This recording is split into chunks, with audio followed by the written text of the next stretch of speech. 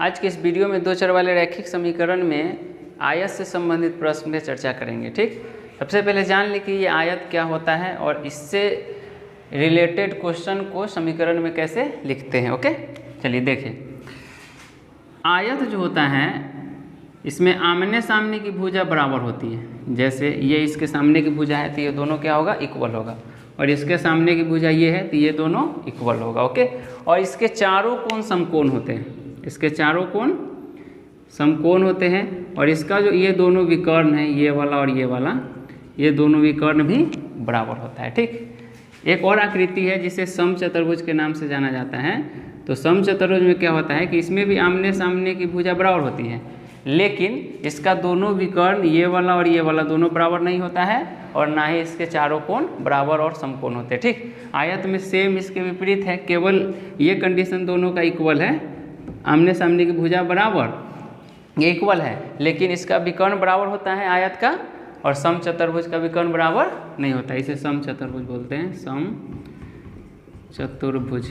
ये होता है आपका आयत। ठीक, अभी पढ़ाई कर रहे हैं आप आयत पे। ठीक, लेकिन समझना जरूरी है, इसके दोनों विकर्ण बराबर नहीं होते हैं, आयत के दोनों विकर्ण बराबर होते हैं।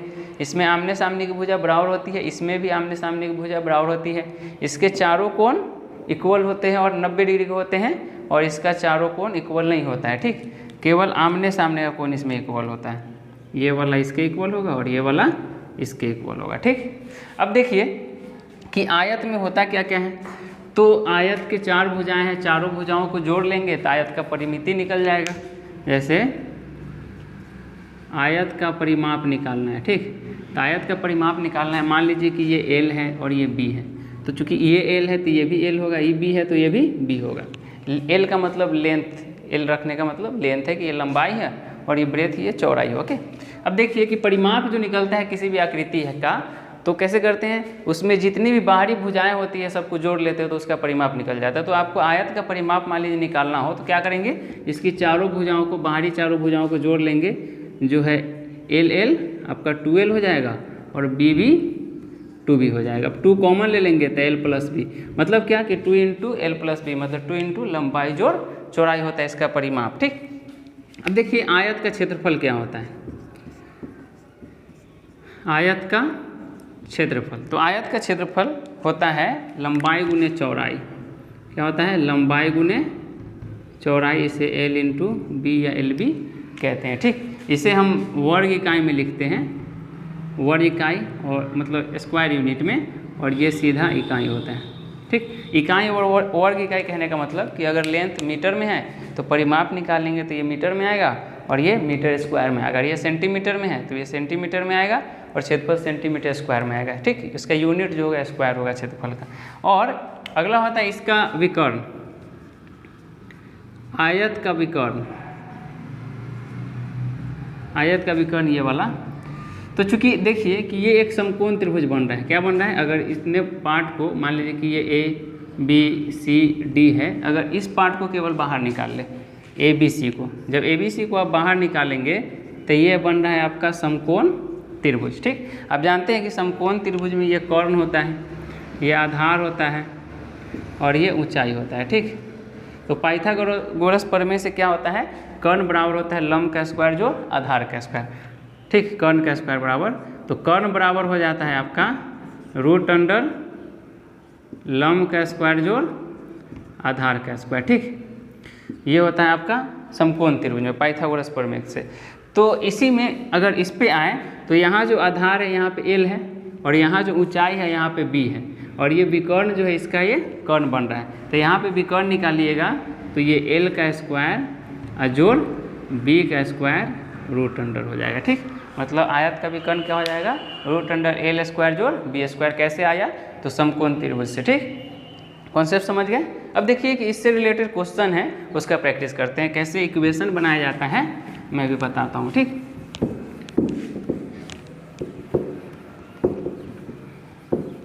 देखिए क्वेश्चन क्या कर रहा है उसको देखेंगे। क्वेश्चन कह रहा है कि जब एक आयत की लंबाई 5 मीटर घटा दी जाती है और चौड़ाई 3 मीटर बढ़ा दी जाती है। ठीक, लंबाई को घटा दिया, चौड़ाई बढ़ा दिया, तो परिवर्तन क्या होता है, आयत का क्षेत्रफल 8 मीटर स्क्वायर घट जाता है। ठीक, अगला लाइन पढ़ेंगे। देखिए लंबाई 3 मीटर बढ़ा 3 मीटर और चौड़ाई 2 मीटर बढ़ा देते हैं, ठीक है, मतलब लंबाई भी बढ़ रहा है और चौड़ाई भी बढ़ रहा है। जब दोनों बढ़ाते हैं तो इसका क्षेत्रफल जो है 74 मीटर स्क्वायर बढ़ जाता है। आपको निकालना क्या है, लंबाई और चौड़ाई, ठीक।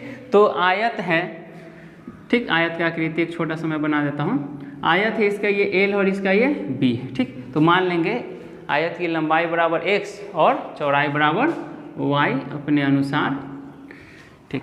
चलिए, चूँकि लंबाई नहीं मालूम है ना ही चौड़ाई मालूम है तो दोनों को मान लेंगे। तो हल हो जाएगा, माना कि आयत की लंबाई बराबर एक्स तथा आयत की चौड़ाई बराबर y, तो आयत का क्षेत्रफल, ठीक, लंबाई x और चौड़ाई y है तो आयत का क्षेत्रफल क्या हो जाएगा, लंबाई गुने चौड़ाई होता है मतलब xy हो जाता है, ठीक, xy हो जाएगा। अब प्रश्न से देखिए क्या कर रहा है, इक्वेशन कैसे बनता है, ठीक, ध्यान से देखेंगे।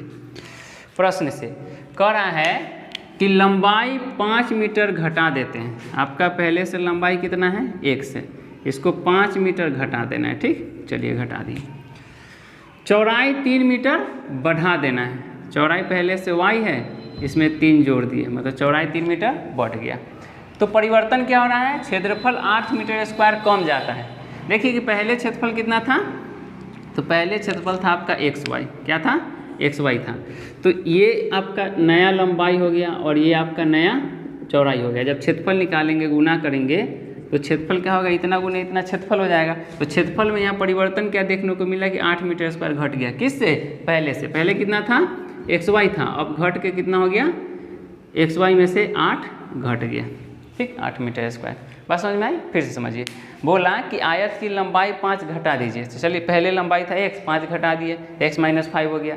चौड़ाई 3 बढ़ा देना है, तो चौड़ाई में 3 जोड़ लिए, ये चौड़ाई हो गया, मतलब ये नया लंबाई और नया चौड़ाई। तो क्षेत्रफल 8 मीटर स्क्वायर घट गया, तो इसको गुना करेंगे तो ये भी क्षेत्रफल आ रहा है और ये घट क्या आ रहा है, कितना, 8 मीटर स्क्वायर। तो क्या करेंगे कि इक्वेशन बनाना है यहाँ पे। तो पहले का क्षेत्रफल कितना है, xy है, तो xy से ये 8 घट जा रहा है प्रश्न के अनुसार। तो xy में से ये 8 घटा लेंगे तो दोनों क्या हो जाएगा, इक्वल हो जाएगा। ओके, अब इसको हल कर लेंगे। ठीक, गुना कर लीजिए। x को y से करेंगे तो गुना हो जाएगा xy, x को फिर 3 से करेंगे तो 3x, -5 को y से करेंगे तो -5y, -5 को 3 से करेंगे तो 5 तिहाई -15 आ जाएगा। ठीक, ये इसको लिख लीजिए x - 8। अब देखें कि xy से xy आपका कट जाएगा। ठीक, क्योंकि इक्वल टू के एक साइड और दूसरे साइड जब समान सिंबल और समान पद होता है तो कट जाता है। चलिए कट गया। बचा क्या आपके पास, तो बचा 3x - 5y, अब बराबर ये -8 है, 15 को बराबर के बाद भेजेंगे तो +15 हो जाएगा। ठीक, और इक्वेशन बन रहा है, इसलिए एक इक्वेशन बन गया आपका 3x - 5y बराबर 15 में से 8 घटेगा 7। ये हो गया आपका इक्वेशन फर्स्ट। ठीक, एक लाइन पढ़े, एक इक्वेशन बना, फिर दूसरा लाइन पढ़ेंगे और दूसरा इक्वेशन बन जाएगा। देखिए प्रश्न से अब देखिए क्या कर रहा है कि यदि हम लंबाई 3 और चौड़ाई 2 बढ़ा देते हैं, मतलब लंबाई को भी 3 बढ़ा दीजिए और चौड़ाई को भी 2 बढ़ा दीजिए। चौड़ाई को कितना बढ़ाना है, 2 बढ़ा दीजिए। तो क्षेत्रफल क्या हो जा रहा है, नया परिवर्तन देखने को मिला कि 64 मीटर स्क्वायर बढ़ गया। पहले क्षेत्रफल कितना था, तो xy था, अब बढ़ कितना गया, 74 बढ़ गया। ठीक, तो 74 जोड़ लेंगे इसमें, ये दोनों क्या हो गया, इक्वल हो गया। ठीक, समझ में आई बात, फिर से समझिए। लंबाई 3 बढ़ा दी और चौड़ाई भी 3 बढ़ा दिया, तो ये नया का क्षेत्रफल हो गया। तो नया का क्षेत्रफल क्या हो रहा है, पुराना से 74 मीटर स्क्वायर ज़्यादा है, तो पुराना वाला क्षेत्रफल कितना xy है, तो xy में 74 जोड़ देंगे तो ये नयका के बराबर हो जाए, मतलब दोनों इक्वल हो गया। ठीक, हल करें।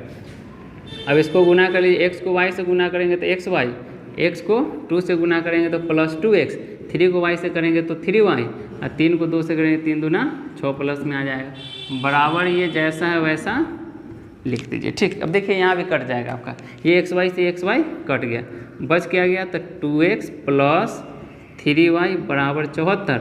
6 को बराबर के लिए बाद ले जाएंगे तो -6, मतलब 2x + 3y अब बराबर 68 आ जाएगा।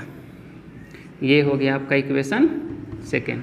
अब हल करना है। अब देखिए कि यहाँ इसका गुणांक 5 है और इसका गुणांक 3 है, दोनों आभास संख्या है, तो इसका लसाअ लेंगे तो 5 × 3 = 15 आया, मतलब इसको भी 15 के बराबर करना है और इसको भी 15 गुना करना, तो नीचे वाले को ऊपर 3 से गुना कर लीजिए, ऊपर में 5 है तो नीचे 5 से गुना कर लीजिए, दोनों क्या हो जाएगा इक्वल हो जाएगा, 3 5 15 और 5 3 15, पूरे इक्वेशन को गुना करेंगे। ठीक, क्यों? क्योंकि किसी पे कोई प्रभाव न पड़े। अब इसी को लिख लेंगे भाषा में, समीकरण फर्स्ट गुने 3, और दोनों जगह चिन्ह अलग अलग हैं तो जोड़ लेंगे, जोड़ सेकेंड गुने 5 करने पर। चलिए अब लिख लेते हैं इधर, अब गुना करके इधर लिख लीजिए। देखिए 3 को 3 से गुना करेंगे तो 3 तिहाई हो जाएगा 9x, फिर 3 को 5 से गुना करेंगे तो हो जाएगा -5 तिहाई 15y, फिर 3 को 7 से करेंगे तो 3 सते बराबर में 21 हो जाएगा। ठीक, फिर दूसरा वैसा ही करिए, 5 को 2 से करेंगे तो 5 दूना 10x, फिर 5 को 3 से करेंगे तो 5 तिहाई 15y, फिर 5 को आप 68 से करिएगा तो 5 × 40 के 0 हासिल 4, 5 × 30 4 34, मतलब 340 आ जाएगा। ठीक, एक लाइन खींचेंगे, ये कट जाएगा, एक प्लस में एक माइनस में है तो बचा 10 9 19x, अब बराबर जुड़ जाएगा 1 4 2 6 361, 19 से इसको डिवाइड करेंगे तो 19 मरतबा में कट जाएगा, इसलिए x का मान कितना चला आया 19। ठीक, अब समीकरण फर्स्ट से y का मान निकाल लीजिए, समीकरण फर्स्ट से, समीकरण फर्स्ट क्या है वो लिख लीजिए, 3x - 5y बराबर 7, तो 3x - 5y बराबर 7, 3 × x का वैल्यू डाल लीजिए 19 - 5y बराबर 7, क्या हो जाएगा तो -5y बराबर 7 और 19 दिया 57, इधर माइनस में आ जाएगा। ठीक, मतलब हो क्या आ गया -5y बराबर -50। ठीक, ये भी कट जाएगा आपका, 5 से काटिएगा इसको तो 10 मरतबे में कटेगा, इसलिए y का मान कितना चला आया, y बराबर आ गया आपका 10, ये माइनस माइनस भी कट जाएगा, x का वैल्यू भी निकल गया और y का वैल्यू भी निकल गया। अब आपको चाहे निकालना क्या था, लंबाई और चौड़ाई, तो लंबाई चौड़ाई तो निकल गया, उसी को लिख लेंगे, इधर जगह नहीं मैं इधर लिख लेता हूँ, है ना। अतः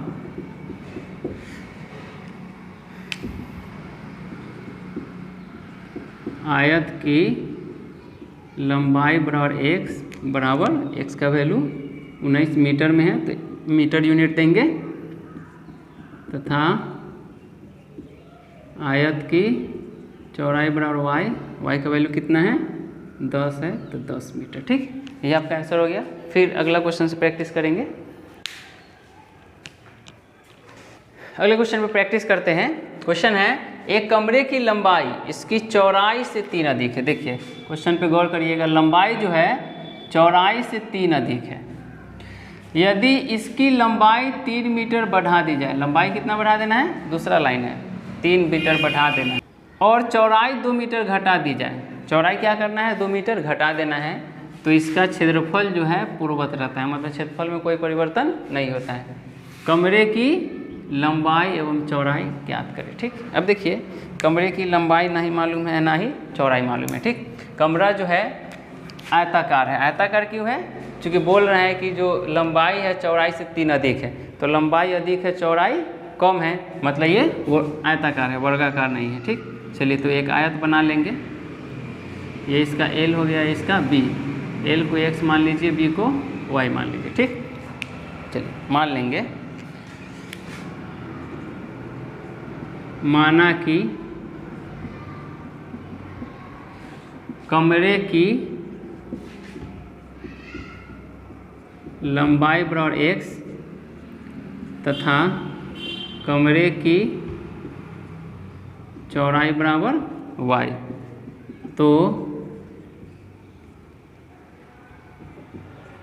कमरे का क्षेत्रफल बराबर xy। ठीक, लंबाई गुने चौड़ाई क्षेत्रफल होता है, तो कमरे का क्षेत्रफल इतना हो जाएगा। अब प्रश्न से देखेंगे, इक्वेशन बनाएंगे प्रश्न से। चलिए प्रश्न को देखिए क्या कर रहा है, लंबाई जो है चौड़ाई से 3 अधिक है, एक तरफ लंबाई लिखिए और दूसरी तरफ चौड़ाई, ये लंबाई जो है 3 अधिक है, तो चौड़ाई के बराबर करने के लिए क्या करना पड़ेगा, या तो चौड़ाई में 3 जोड़ दीजिए या लंबाई से 3 घटा लीजिए। ठीक, ये जो है लंबाई 3 अधिक है तो इसमें से 3 घटाएंगे तो इसके बराबर हो जाएगा, या ये 3 कम है तो इसमें 3 जोड़ लेंगे तो दोनों क्या हो जाएगा, बराबर हो जाएगा। ठीक, बराबर हो गया, एक इक्वेशन आपका बन गया, x y को इधर लाएंगे -y बराबर 3, ये बन गया आपका समीकरण फर्स्ट। पुनः प्रश्न से पुनः प्रश्न से। देखिए अगला लाइन क्या कर रहा है, इसकी लंबाई 3 मीटर बढ़ा दे। चलिए लंबाई x है, 3 बढ़ा दिया, प्रश्न जैसा कहा वैसा करेंगे, ठीक। और चौड़ाई 2 मीटर घटा दिया जाए, चौड़ाई y है, इससे 2 घटा दीजिए। तो क्षेत्रफल कैसा रहता है, पूर्ववत रहता है, मतलब ना क्षेत्रफल घटता है ना ही बढ़ता है। जैसे पहले था xy वैसा ही क्षेत्रफल अभी भी रहेगा। तो ये बराबर क्या हो जाएगा, xy हो जाएगा, ठीक। समझ में आई बात। देखिए ध्यान समझिए, लंबाई को 3 बढ़ा दिए, चौड़ाई को 2 घटा दिए, तो गुना किए तो ये क्षेत्रफल हो गया ना, ये नया का लंबाई हो गया और ये नया चौड़ाई हो गया। तो लंबाई गुना चौड़ाई क्षेत्रफल हो गया। और क्षेत्रफल प्रश्न में क्या करा है कि पूर्ववत रहता है, मतलब पहले जितना था उतना ही रहता है, मतलब ये xy के बराबर है, ठीक। अब कैलकुलेशन कर लेंगे, गुना कर लीजिए। x को y से गुना करेंगे तो क्या हो जाएगा, xy। फिर x को 2 से करेंगे तो -2x, 3 को y से करेंगे तो 3y, फिर 3 को 2 से करेंगे तो 3 दूना -6 बराबर ये xy रह जाएगा। कोई दिक्कत, कोई दिक्कत नहीं। चलिए अब ये कट जाएगा, समान पद है, ठीक। अब बाकी जो बचा उसको लिख लेंगे। बच गया आपके पास -2x + 3y, और -6 को बराबर के बाद भेज देंगे तो +6। ये हो गया आपका इक्वेशन सेकेंड, ठीक। अब देखिए यहाँ अगर 3 से गुना कर देंगे इस समीकरण में तो y से भी 3 से गुना हो जाएगा, तो इसके इक्वल हो जाएगा, ठीक। लिख लेंगे समीकरण फर्स्ट गुने 3, चूँकि दोनों जगह चिन्ह अलग अलग हैं तो जोड़ सेकेंड करने पर, चलिए गुना कर लीजिए। 3 को x से करेंगे तो 3x, फिर 3 को y से तो -3y बराबर 3 को 3 से तो 3 क्या है 9। सेकेंड इक्वेशन आपको जैसा है वैसा लिख लेना है, बराबर 6 हो गया। 3 तो बदलेगा नहीं, ये समान पद है, ये आपका कट जाएगा। बचा क्या, 3x में से 2x घट जाएगा तो x बराबर 9 6 15। यहीं पे आपका x का वैल्यू निकल गया कितना, 15, ठीक। अब समीकरण क्या करेंगे, फर्स्ट से y का मान निकाल लेंगे। समीकरण फर्स्ट से, फर्स्ट है x - y बराबर 3, तो x के जगह पे x का वैल्यू डाल लीजिए 15, -y के जगह y बराबर 3, तो -y बराबर हो जाएगा 3, और 15 बराबर के बाद जाएगा तो -15, तो -y बराबर -12, इसलिए y बराबर 12, माइनस माइनस कट जाएगा। तो y का भी वैल्यू आपका निकल गया। निकालना क्या था, लंबाई और चौड़ाई निकल गया। लिख लेंगे अतः कमरे की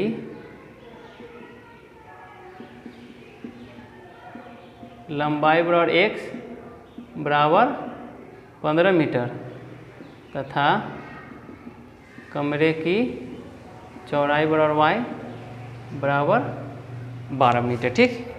मुझे आशा है कि क्वेश्चन आपको समझ में आया होगा, इसका कॉन्सेप्ट सारा। अगर आपको कॉन्सेप्ट अच्छा लगे तो लाइक करें, शेयर करें एंड सब्सक्राइब करें। धन्यवाद।